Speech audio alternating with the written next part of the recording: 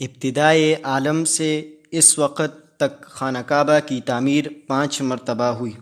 اول بار حضرت آدم علیہ السلام نے اس کی تعمیر فرمائی۔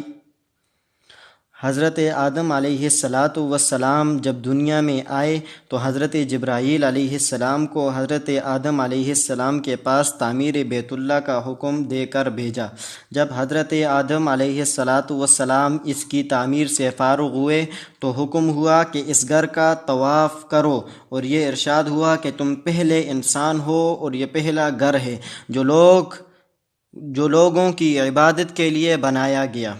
جب نوح علیہ السلام کے زمانہ میں طوفان آیا تو بیت اللہ کا نام و نشان باقی نہ رہا۔ حضرت ابراہیم علیہ السلام کے زمانے تک یہی حالت رہی۔ اس وقت اللہ سبحانہ و تعالی نے حضرت ابراہیم علیہ السلام کو بیت اللہ کا دوبارہ تعمیر کرنے کا حکم فرمایا۔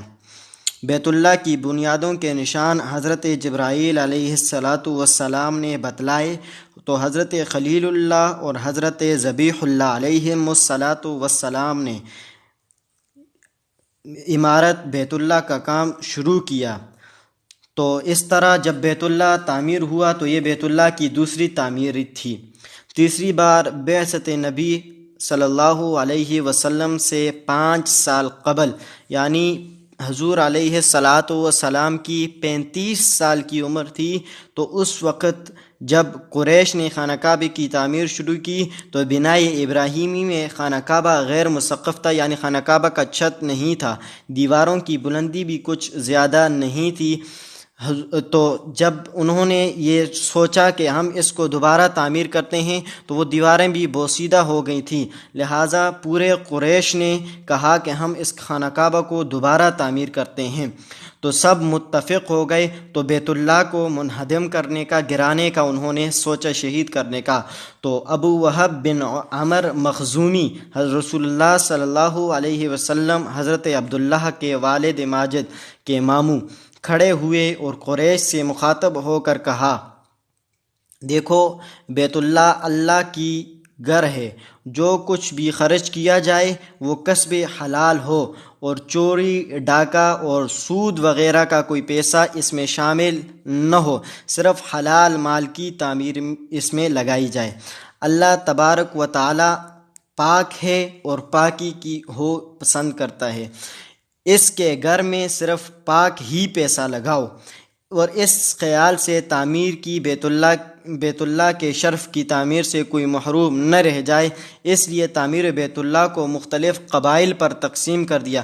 فلاں قبیلہ بیت اللہ کا فلاں حصہ تعمیر کرے گا، فلاں حصہ فلاں حصے کو تعمیر کرے گا۔ تو اسی طرح جب بیت اللہ کو منہدم کرنے کا وقت آیا تو سب میں ایک ہمت نہ رہی کہ کس طرح ہم اس کو گرا دیں، منہدم کر دیں۔ تو بالآخر ولید بن مغیرہ پھاوڑا لے کر کھڑا ہوا اور یہ کہا کہ اللہم لا نرید الا الخیر، اے اللہ ہم صرف خیر و بلائی کی نیت رکھتے ہیں، معاذ اللہ ہماری نیت کوئی بری نہیں ہے۔ تو انہوں نے پھاوڑا لے کر بیت اللہ کو رکن یمانی کی طرف سے ڈھانا شروع کیا۔ اہل مکہ نے کہا کہ رات کا انتظار کرو، ولید پر اگر کوئی آسمانی آفت نازل نہ ہوئی تو ہم سویرے سے اس کام کو شروع کریں گے، ورنہ ہم اس خانہ کعبہ کو دوبارہ سے جو حصہ ڈھایا گیا اس کو تعمیر کر کے اپنی حالت پہ چھوڑ دیں گے۔ تو اس طرح رات کو دیکھا تو ولید بن مغیرہ صبح سویرے پھر پھاوڑا لے کر حاضر ہوئے اور پھر بیت اللہ کا کام شروع کیا ڈھانے کا۔ تو قریش نے مل کر بیت اللہ کو منہدم کر دیا۔ تو اس طرح جب قریش نے لکڑیاں کچھ جو اکٹھیاں کی بیت اللہ کے چھت کے لیے، تو اس طرح ہر حصے کو ہر قبیلے پر، جو مختلف قبیلوں پر تقسیم کیا گیا تھا، انہوں نے اپنا اپنا کام کیا۔ تو جب حجر اسود رکھنے کا کام آیا تو قریش میں پورے عرب میں ایک لڑائی بن گئی، ہر قبیلہ یہ کہتا تھا کہ یہ شرف میں حاصل کروں، لیکن حجر اسود ایک پتھر اور قبیلے بہت زیادہ تھے، اس وجہ سے ان کے درمیان 4 روز تک لڑائی جاری رہی۔ تو ان میں ایک بزرگ تھے، انہوں نے کہا کہ لڑائی سے کچھ بھی نہیں ہوتا، لہٰذا میں ایک فیصلہ دیتا ہوں، میں آپ کو ایک صلاح دیتا ہوں، مشورہ دیتا ہوں، اس پر اگر آپ عمل کرو گے تو بہت مفید بات ہوگی۔ تو سب نے ان کی بات مانی، اور جب انہوں نے یہ کہا کہ جب صبح اس دروازے سے، یعنی جو خانہ کعبہ تھا، اس کے جو بیت اللہ تھا، اس کے دروازے سے صبح جو بندہ پہلے داخل ہوگا وہی جو فیصلہ کرے گا، وہی فیصلہ ہمارا ہوگا، وہی ہمارا حاکم ہوگا۔ تو جب صبح ہوئی تو حضور علیہ الصلاۃ والسلام کو دیکھا تو وہ بیت اللہ کو سب سے پہلے آ رہے ہیں، تو سب لوگوں نے بآواز بلند کہا، سب لوگوں کی زبانوں سے بے ساختہ یہ الفاظ نکلے کہ ھذا محمد الامین رضینا ھذا محمد الامین، یہ تو محمد امین ہیں، ہم ان کے حکم بنانے پر راضی ہیں، یہ تو محمد امین ہیں۔ حضور علیہ الصلاۃ والسلام نے ایک چادر منگوائی اور اس میں حجر اسود کو رکھ لیا، اور تمام قبیلوں سے کہا کہ ہر قبیلہ اس چادر کے ایک ایک کونے کو پکڑ لے۔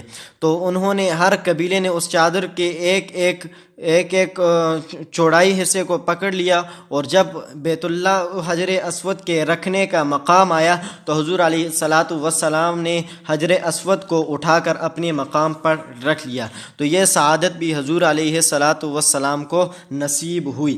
تو چوتھی بار عبداللہ بن زبیر رضی اللہ تعالی عنہ نے اپنے زمانہ خلافت میں بیت اللہ کو شہید کر اثر نو تعمیر کرایا۔